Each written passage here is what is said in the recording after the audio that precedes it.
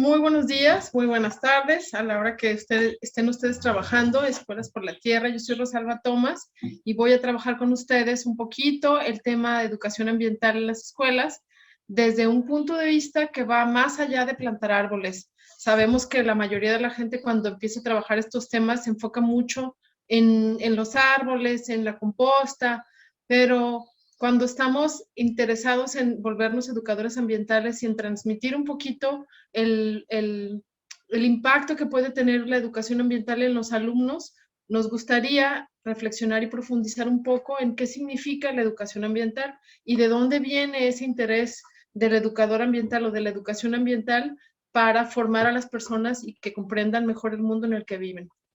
Entonces les voy a compartir el día de hoy un poco sobre mis reflexiones, mis experiencias en el trabajo como educador ambiental. Quisiera que si tuvieran alguna duda se comunicaran con sus coordinadores, con la gente encargada del programa Escuelas por la Tierra y preguntaran cualquier duda que tengan. Entonces, lo primero que vamos a trabajar poquito como contexto, como preámbulo, es que a estas alturas de nuestra historia en México, no hay quien no haya escuchado hablar de la educación ambiental. ¿Qué es la educación ambiental? Las escuelas verdes, sustentables, conscientes, ecológicas, que son ecoamigables, respetuosas, etcétera. Desde los años 70 ha habido un interés que va creciendo cada vez más con aquella noción de preocupación por el entorno. Y las escuelas entonces ahora empiezan a desarrollar en sus alumnos capacidades para estar en armonía con su alrededor. Eso es muy importante tomarlo en cuenta, tener la claridad de que lo que estamos haciendo como educadores ambientales es buscar que nuestros alumnos, buscar que la gente, los ciudadanos, la sociedad en general viva en armonía con su entorno. ¿Por qué? Porque de eso depende mucho la calidad de vida. Entonces, quienes no son profesores o educadores ambientales, ¿saben algo de educación ambiental para la vida? Sí, los padres de familia, los administradores de las escuelas, la gente que a lo mejor no está frente a grupo, tal vez no tengan tanta noción sobre lo que es la educación ambiental y muchos se quedan en ese nivel de, sí, vamos a plantar árboles. Y ustedes que están ahorita fomentando la idea de la educación ambiental, es importante que se den cuenta que no todo el mundo sabe lo que ustedes saben, ¿sí? Que para hacer un programa de educación ambiental vamos a tener que hablar con más personas, además de los alumnos, con sus papás, con parientes, con aquellos que compran los materiales con los que nosotros trabajamos, con el director de nuestra escuela o con los supervisores, y no toda la gente entiende lo mismo por educación ambiental. Entonces, la educación ambiental es muy importante saber y decirle a los demás que no es una moda, ¿sí? No es algo que viene de hace unos cuantos años para acá y que luego la gente quiere volverse ambientalista, no ecologista, y te creen o te ubican en un concepto de profesor hasta hippie, ¿no? Le llegan a decir a los ecologistas o a la gente que se dedica a estos temas, pero desde los años 70 tiene una historia, la educación ambiental, que viene surgiendo de Estados Unidos o de Europa como aquellos científicos que se encargaban de buscar información o de darse cuenta que las condiciones del entorno natural estaban cambiando, ¿sí? Las condiciones culturales en la América Latina eran muy diferentes que las que ocurrían en Europa y en Estados Unidos, y nuestra idea de educación no solamente estaba enfocada en conservar el entorno natural, sino también en conocer las problemáticas importantes. Por ejemplo, me explico.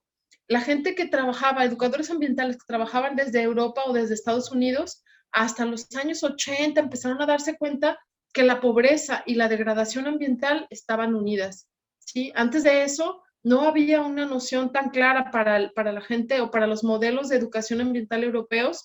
No era tanta la relación entre por qué la pobreza está vinculada a la degradación ambiental, pero en Latinoamérica, desde mucho antes ya había esa relación y esa reflexión de los educadores ambientales, de que la pobreza tenía mucho que ver con el uso, aprovechamiento, maltrato, derroche, como ustedes quieran llamarle, de los problemas ambientales. E incluso las tradiciones culturales de todos nuestros antepasados en Latinoamérica tenían que ver con el uso de los recursos naturales, ¿sí? Entonces, los primeros años que surgieron de la educación ambiental le llamaban educar para conservar. ¿Por qué? Porque lo primero que se dieron cuenta los científicos que empezaron a dar información en los años 70 fue, estamos usando químicos que están dañando el aire, el aire está generando cambios en las formas de vida de los animales, de las aves, y todo lo demás está repercutiendo también en nuestra calidad de vida. El primero de sus libros que trabajaron esos temas se llama La primavera silenciosa, de Rachel Carson.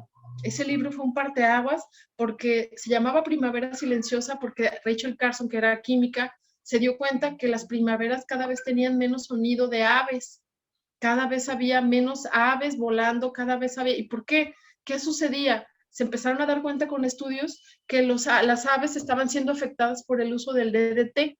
En esas épocas recordemos que el DDT era obviamente ayudaba a las cosechas porque evitaba las plagas, pero lo que no sabían, porque no había suficiente información entonces, es que el DDT también estaba generando cambios en las conductas de los animales y de las personas, porque ustedes saben que a las personas también les afecta el DDT al respirarlo, al ponérselo. Si se acuerdan que aquí yo cuando era niña, la gente usaba el DDT para quitarle los piojos a los niños en las escuelas, ¿no? En las casas. Imagínense el daño que generaba, ¿no? A los ojos, a la piel. Bueno, los primeros años de la educación ambiental se enfocaba en la conservación, se enfocaba en que los recursos naturales no fueran dañados, en tratar de mantenerlos lo más intactos posibles. ¿Por qué? Porque se estaban dando cuenta que el mantenimiento de los recursos naturales proveía una calidad de vida. Entonces, empezaron a buscarle esta idea de no cambio al urbanismo, no al desarrollo urbano, tratar de abrir áreas naturales protegidas nuevas, áreas de reserva natural, etcétera, etcétera, etcétera. Esta información que les estoy dando viene en el libro de Educación Ambiental y Desarrollo Urbano de José Antonio Cárida y Pablo Meira. Entonces, si lo pueden encontrar, si lo pueden conseguir en internet, pueden encontrar algunos capítulos de ese libro que está editado en España. Pero voy a platicarles un poquito del enfoque de este libro. Los primeros años, ellos decían, era la educación para la conservación. ¿Sí? ¿Qué significaba todo esto? Estos dos conceptos, la unión de estos dos conceptos, educación y ambiente, propone construir una nueva ética personal y social. ¿Qué quiere decir esto? Empezar a alertar a las personas a reconocer que los problemas ambientales son reales, ¿sí? Eso fue en los años 70, cuando todavía no se tenía la idea de que los problemas ambientales podían afectarnos a todos, o de que el hecho de que los osos polares en el Ártico estuvieran derritiéndose sus espacios, sus hábitats, de qué manera nos afectaba. En esa época se empezaron a dar cuenta de que los problemas no tienen frontera, los problemas ambientales son transfronterizos. No puede suceder que la contaminación de un río en Estados Unidos no le afecte a los ríos mexicanos, porque tiene una relación. El aire no tiene fronteras, ¿sí? El agua no tiene fronteras, los suelos no tienen fronteras. Entonces, en aquel lugar donde esté contaminado, va a terminar contaminándose todo. Y empezaron a darse cuenta en estos años, imagínense, ¿sí? Se cuestionó lo que le llamaban el reduccionismo ambiental, que era pensar que la educación ambiental solo educaba por temas ecológicos. Muy importante esto, la educación ambiental no solo enseña temas de ecología. ¿Por qué no solo enseña de ecología? Porque la educación ambiental tiene que ver con cómo la gente satisface sus necesidades para tener una mejor calidad de vida. Y para satisfacer nuestras necesidades no solo requerimos del medio ambiental, del medio natural, también requerimos del medio social. Y el medio social se compone de muchos factores: economía, política, ¿sí? Naturaleza, cultura, sociedad. Esos temas tienen que ver con la sustentabilidad. Entonces, una educación ambiental se enfoca en enseñar a las personas a comprender el mundo en el que vive. Si se quieren enfocar educación ambiental para la sustentabilidad, tendremos que estar cuestionándonos también temas políticos, ¿sí? ¿Por qué temas políticos? Porque los temas políticos hablan de reglamentos de ecología, por ejemplo. Hablan de participación ciudadana, ¿sí? Porque la economía, por ejemplo, también tiene que ver con medio ambiente. ¿Cuánto cuesta el valor del aire? ¿Cómo se distribuye la riqueza? ¿Cómo se evita la contaminación? ¿Cómo se trabaja el consumismo? Es un tema de economía ambiental, economía ecológica, que son ramas de la economía que está enfocada en cuestionar y en preguntarse de qué manera satisfacemos nuestras necesidades sin dañar tanto el entorno natural. Muy bien. Bueno, hasta ahí estamos hablando de educar para conservar, ¿sí? Los principios de la educación ambiental se centraron en temas ecológicos al inicio, al inicio y pensamos que al inicio esto era suficiente, ¿sí? Pero no era suficiente. Se empezó la capacitación. Es más, en esta época se creó el Programa de Naciones Unidas para el Medio Ambiente. ¿Por qué? Porque estaba enfocado en el intercambio de experiencias de conservación, expertos que ayudaban a tomar decisiones. Entonces, la ONU, todas las, digamos, las instituciones internacionales que se empezaron a dar cuenta de esta problemática empezaron a crear la estructura para poderle ayudar a los estados a evitar el impacto ambiental. Eso es muy importante porque de estos programas han salido muchísimas cosas, ¿sí? Ahora, en esta época, se propuso también que el concepto de educación ambiental fuera enfocado a que no, ya no a que cada quien hiciera por su lado lo que pudiera, sino empezaron a cuestionar el modelo económico. Otro punto importante, ¿por qué?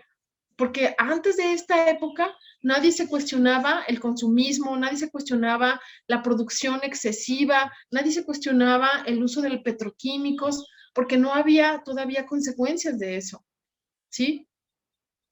Nadie se cuestionaba que fuera un modelo económico depredador, consumista, injusto, inequitativo, ¿sí? Entonces, si en esta época se empezaron a dar cuenta de eso, empezaron a cuestionar el modelo económico vigente, entonces era una forma de pensar, oye, si la educación ambiental se busca o busca la comprensión del mundo y este mundo es injusto, inequitativo y desigual, depredador y todo lo demás, ¿por qué seguimos en este modelo económico? ¿Por qué seguimos en este modelo si no nos va a llevar a conservar el entorno en el que vivimos, sino a depredarlo? Y empezaron a cuestionar. Esto llevó a una transición de la educación ambiental y ahora estaba enfocada mucho más en educar para concientizar o concienciar, como dicen los españoles, ¿no? Recordemos que estos autores son españoles. Entonces, empezamos con educación para la conservación, pero empezamos a transitar también en que vamos a conservar, pero si no cuestionamos el modelo económico en el que vivimos, ¿cómo vamos a conservar? Concientizando. Y en la etapa de la educación para la concientización está enfocada en eso, en reflexionar las causas de los problemas, ¿sí? Se entendió al medio ambiente como algo complejo. ¿Qué es eso de algo complejo? Algo que no necesariamente se resuelve parte por parte. Y aquí me voy a tener un par de minutos porque hay que entender que el tema, el sistema en el que vivimos, el medio ambiente en el que vivimos, social, económico, todos, donde hay ser humano, donde hay naturaleza, hay complejidad. Esto no es malo. Lo único que significa es que no vamos a poder resolver los problemas parte por parte. Tenemos que trabajarlo de una manera integral. Imagínense, siempre pongo este ejemplo porque es muy ilustrativo, imagínense que hay un carro descompuesto, ¿sí? Lo primero que hacemos es ver si tiene gasolina o empezamos a mover los cables, a ver que no haya algo desconectado, la batería, ¿sí? Que no haya algo, que no esté tirando aceite o agua, etcétera. Vamos viendo parte por parte, ¿cierto? Volvemos a prender el carro, si prende, bueno, qué bien. Si no prende, es que regresamos otra vez a ver ahora de qué otra cosa no estamos observando que se haya descompuesto. Bueno, con el medio ambiente y la sociedad es algo parecido. Cuando el medio ambiente está descompuesto, la sociedad está descompuesta, por ejemplo, ¿cómo podríamos darnos cuenta que la sociedad está descompuesta? Híjole, pues porque hay muchísima pobreza, hay muchísima desigualdad. Cuando hay algo tan evidente, es lógico que hay algo que está funcionando mal en el sistema social, ¿cierto? Entonces, ¿qué hacemos? ¿Cuál es la causa de la pobreza? No es una sola causa, ¿verdad? Hay muchas causas. Entonces, vamos por una causa y la resolvemos. Y luego vamos por otra causa y tratamos de resolverla. Y cuando resolvemos la segunda, la primera ya se movió. ¿Por qué? Porque está hecha de seres vivos, de seres humanos que todo el tiempo están moviéndose. Entonces, cuando vamos a atender, es como si un carro, le arreglamos algo, una manguera suelta, y cuando vamos a prenderlo, regresamos a ver la manguera y otra vez la manguera se movió. En un objeto no sucede, claro, pero en un entorno natural, social, complejo, sí sucede. Por eso, un ayuntamiento no puede resolver el problema de la basura solo. ¿Por qué? Porque la gente puede decir, bueno, sí, yo separo mi basura, pero el ayuntamiento la vuelve a juntar. ¿Qué quiere decir? Que además de trabajar con la gente para enseñarle cómo separar la basura, también tiene que darle botes, también tiene que trabajar con camiones recolectores diferidos, que un día vayan por un tipo de basura, otro por otra. y que también haya un relleno sanitario adecuado. Todo al mismo tiempo, sí, todo al mismo tiempo. Por eso es tan difícil trabajar temas de medio ambiente, porque es una complejidad en la que estamos viviendo. El humor de las personas es complejo, ¿sí? No depende solamente de nuestra razón, depende también de nuestra emoción. Eso lo vuelve complejo.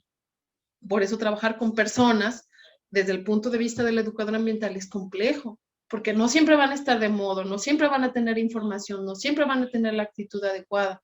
Y más ustedes que tienen un montón de alumnos. Imagínate compaginar tantos alumnos con tantas cosas en la cabeza que tienen los niños, pues es muy difícil, ¿sí? Y es complejo. No es difícil, no, digamos que lo difícil no es porque sea complejo, lo difícil es porque no siempre sabemos cómo trabajar la complejidad. Entonces, la educación ambiental en esta etapa de transición, lo que empezó a reflexionar es cómo podemos entender que los medios o que el entorno natural, que la naturaleza es una naturaleza compleja. ¿Cómo podemos empezar a entender cómo funciona la naturaleza? Si entendemos cómo funciona la naturaleza, vamos a podernos adecuar mucho más a trabajar con ella. Si no entendemos cómo funciona el agua, el ciclo del agua, el ciclo del suelo, del hidrógeno, etcétera, va a ser muy difícil que el ser humano pueda atender o al menos enseñar a los demás a entenderlo, ¿cierto? Entonces, si no solo lo vemos así, si solo vemos a los temas ambientales como el tema de la ecología, nunca vamos a cuestionar las causas de los problemas y no vamos a poder tomar decisiones, porque vamos a tomar decisiones en función de lo que estamos viendo, ¿sí? Pero no de la causa que generó eso que estamos viendo. Eso que estamos viendo es la consecuencia del problema. El que haya mucha basura es consecuencia. ¿De qué problema? A ver, ¿cuál es la causa de que haya exceso de basura? Exactamente. Puede ser el modelo de consumo, puede ser que somos exageradamente consumistas, puede ser que hay un exceso de producción, puede ser que los materiales con los que están hechos los objetos que compramos ahora sean más contaminantes, etcétera, etcétera. Hay muchas causas, ¿sí?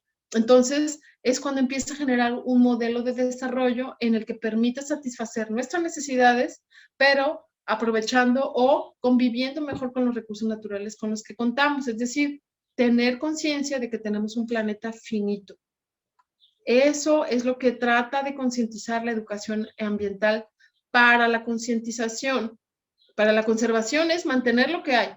Para la concientización es reflexionar las causas de los problemas, las consecuencias de los problemas, ¿sí? Ese es el objetivo de la educación para la concientización. Miren, se propone la educación concientizar a las personas sobre su medio. ¿Sí? Hacerles saber que no solo es importante conservar, sino ser conscientes de las formas de vida, ¿sí? Relacionar los problemas ambientales con los sociales, políticos, económicos, culturales. Hasta ahí vamos bien. Después de eso empieza otra pregunta. Bueno, ya estamos seguros de qué queremos conservar. Ya estamos seguros de qué queremos reflexionar. Ahora, ¿para qué? ¿Para qué queremos reflexionar todo eso? Ella es Nina que está descansando, miren. Saluda, Nina. Está muy cansada. Bueno, el presente, actualmente la educación ambiental tiene como visión no solamente reflexionar sobre la concientización o la conservación, sino el cambio. Sí, José Antonio Cáride y Pablo Media proponen que la educación ambiental en el presente sea educar para cambiar. ¿Y qué vamos a cambiar? ¿Qué queremos cambiar? Tiene mucho que ver con lo que hayamos analizado en las causas, en las consecuencias de los problemas ambientales, pero ahora, ¿hacia dónde vamos? Hacia el cambio tiene que ver con la sustentabilidad. Tiene una doble exigencia, reunir lo ambiental, lo social y denunciar aquellas visiones que no se relacionan con la pobreza. Ya saben, los anuncios de las clases grabadas ahora tienen el anuncio de las tomates, el de la basura.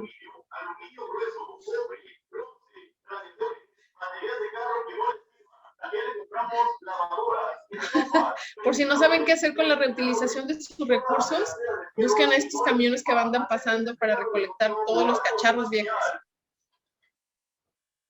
Perdonen el comercial. No hay problema, Ros. Incluso si quieres podemos cortar este pedacito. Ajá. Y se corta este pedacito y luego se continúa desde muy bien. donde Entonces voy a repetir lo que dije aquí, ¿va? Sí, claro que sí. Son como comerciales, hasta la gente se ríe a veces. Claro, sí, así nos pasa, así es esto y pues ni modo, así estamos en Sí. esta situación y no podemos evitarlo, ¿verdad? No, no pasa nada. Bueno, entonces hoy en día la educación para el cambio tiene que ver con la sustentabilidad. Y bueno, tiene muchos puntos en contra y muchos puntos a favor la sustentabilidad. Desde mi punto de vista, puedes cuestionar el modelo de la sustentabilidad, puedes hacerle muchas críticas, pero es el modelo ahorita, el único modelo, digámosle así, que tiene consenso internacional, que tiene recursos a nivel internacional para trabajar, y lo importante no es lo que te dicen que debas hacer con la sustentabilidad, sino lo que tú puedes diseñar para ti mismo y para tu problemática. Es decir, tú puedes tener tu propio modelo de sustentabilidad. De eso podemos platicar después en otra clase. Ahora lo que yo quiero plantearles es que la educación para el cambio tiene que ver con analizar cómo los problemas ambientales están vinculados con la política, con la sociedad, con la cultura, con la economía. No solo son problemas de medio ambiente, no solo son problemas de la naturaleza o de la ecología, como ustedes se quieran llamar, sino analizar que hay un modelo económico que no está siendo justo con todos, ¿sí? No es para todos igual y no tiene para todos las mismas condiciones. Entonces, ¿qué es lo que tenemos que cambiar? Empezar con el modelo en el que vivimos. ¿Qué es eso de un modelo? El modelo tiene que ver con una imagen gráfica de cómo es la realidad.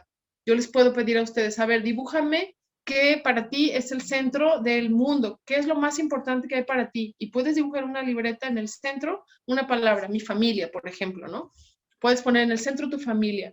Y luego de ahí puedes decir, ¿qué es lo más importante en segundo lugar? No, pues a lo mejor el trabajo. Entonces pones una línea hacia un lado y haces un círculo y adentro pones trabajo. Luego, ¿qué del trabajo? ¿Qué es lo que te gusta de tu trabajo? ¿No? Pues que puedo trabajar con niños, que puedo enseñarles, que puedo... Y de ese círculo secundario van a desprenderse más círculos. Lo que vayas armando con esas gráficas es un modelo, ¿sí? Entonces la sustentabilidad tiene un modelo a nivel internacional que está consensado, digámosle así, que todos están de acuerdo en él, pero cada localidad, cada escuela, cada comunidad puede tener ese propio modelo de sustentabilidad. La pregunta podría ser, ¿para ti qué es la sustentabilidad? ¿Sí? Y ponerlo en el centro. ¿Y esto cómo lo entiendes? ¿Qué significa esto que estás poniendo en el centro? Pues esto, y ponerle alrededor todas las otras frases que a ti te digan que eso es la sustentabilidad y aprovecharlo. ¿Por qué? Porque la sustentabilidad es un concepto clave de la educación ambiental hoy en día, ¿sí? Se integra a todos los programas de estudio, busca fomentar la conciencia pública, fomenta la creación de redes, la participación, la capacitación, los pueblos indígenas. Entonces, si todo este consenso lo está generando este discurso, claro, no hay que tomarlo solo porque así sea, ¿sí? Solo porque me estén diciendo que mi proyecto debe llevar la palabra sustentable, la voy a incluir. No lo hagas así, hazlo porque este modelo te ayuda a cuestionar la causa de los problemas, ¿sí? Hay otros modelos, hay un modelo latinoamericano, es el modelo del buen vivir. Ese es un modelo más quizá de Latinoamérica, a quien le interese busque así, ¿no? El buen vivir bolivariano, Gaia, los temas que se trabajan más en Latinoamérica, a lo mejor esos te van a gustar más. Y lee qué dicen, ¿no? Estudia los que dicen. No lo hagas en automático. Ninguna de las cosas que tú trabajes las hagas en automático. Pero vamos aquí, el problema no es de forma, ¿sí? No es cómo se llama un modelo o cómo se llame otro. No son los nombres de los modelos los que tenemos que trabajar, sino es el fondo, ¿sí? El fondo es que los problemas ambientales no son la consecuencia del modelo económico justo y depredador en el que vivimos. El concepto de sustentabilidad le da un giro a la educación. Ahora no solo debemos enseñar a conservar y a concientizar, sino también a cambiar. ¿Qué cambiar? Los patrones de desarrollo, los patrones de formas de vida. Por ejemplo, aquellos patrones que nos dicen cómo somos exitosos si tenemos un buen carro, ¿sí? Cuestionar los modelos económicos que no incluyen a las minorías, que no incluyen la diversidad cultural, que no incluyen las formas de vida de nuestras regiones. Eso es lo que tenemos que cuestionar. No tenemos que seguir un modelo tal cual nos lo dicen, ¿sí? Sino adaptarlo a nuestras necesidades, adaptarlo a nuestras condiciones, adaptarlo a nuestros lenguajes, a nuestras creencias, a nuestra cultura. ¿Puedo llamarle sustentabilidad de todas maneras? Claro que puedes. ¿Por qué? Porque para eso es la sustentabilidad, para eso es un modelo, solo es un modelo. pero tú jalas de ese modelo lo que tú necesites para desarrollarlo en tu propia escuela. Entonces, aun cuando tengamos ese avance de educar para concientizar, para conservar, concientizar y cambiar, aún todavía tenemos avances escasos. Las propuestas siguen creciendo, pero no hay tantos avances como quisiéramos, porque seguimos dentro del sistema capitalista. No es que sea malo el sistema capitalista, no estoy en contra del sistema capitalista, estoy en contra de que no haya otros modelos, ¿sí? Eso es lo que no deberíamos de lograr. Hay ahorita muchas opciones para trabajar otros modelos económicos, eso tiene que ver con el tema de la economía. Entonces la economía social está empezando a desarrollar propuestas. ¿Qué otros modelos económicos podemos hacer? No, pues las monedas complementarias. ¿Cómo? ¿Sí? ¿Cómo? La banca ética. ¿Cómo? Y bueno, hay como 9 ejemplos de las nuevas economías. Podemos platicar de ello después, con mucho gusto. Entonces, ahora tenemos que empezar a reflexionar sobre los problemas y buscar un cambio. La educación ambiental o lo que ustedes van a hacer como educadores ambientales es sugerirle a sus alumnos nuevas formas de vida, enseñarles nuevos valores, estilos de vida alternativos, sin dejar de ser congruentes con lo que nosotros aspiramos. Es decir, para poderle enseñar a tus alumnos nuevas formas de vida, nuevas vías, nuevos estilos de vida, ¿qué es lo primero que tenemos que hacer? Pues nosotros, ¿verdad? No podemos enseñar algo que no hemos vivido. Por eso ser educador ambiental es tan difícil.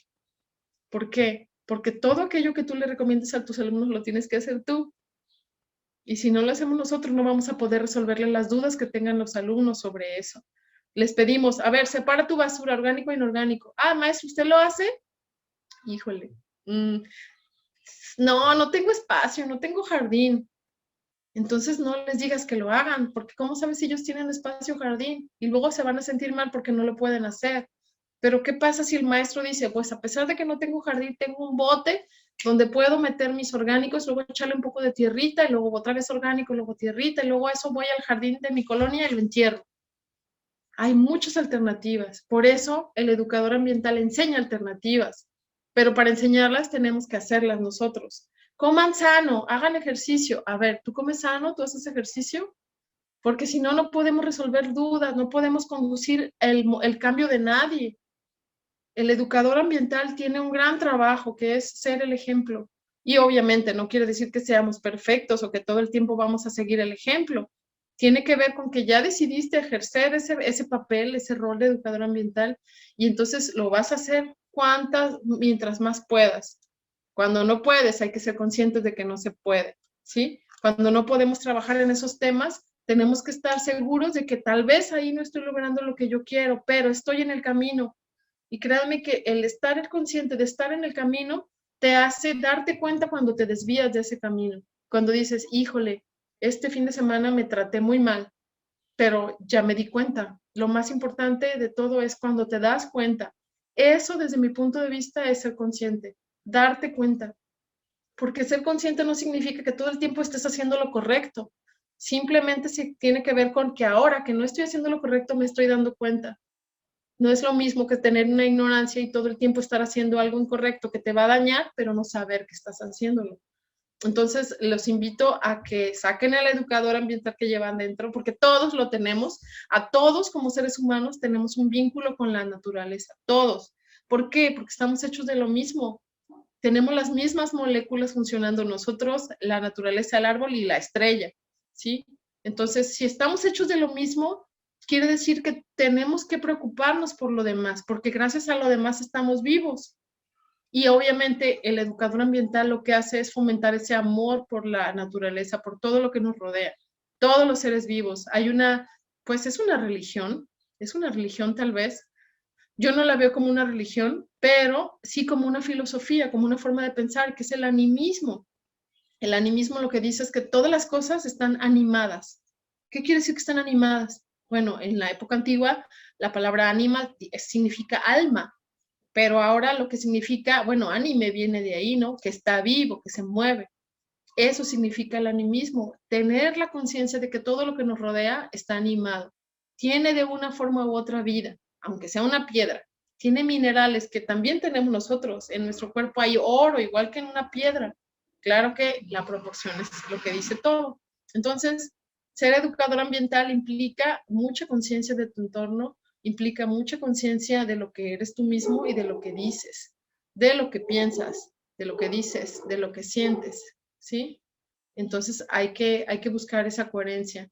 Y bueno, las preguntas, comentarios, charlas, lo que ustedes quieran comentar al respecto de lo que les platiqué hoy. El tema central es 3 enfoques de la educación ambiental: educar para conservar, educar para concientizar y educar para cambiar. Hasta la próxima.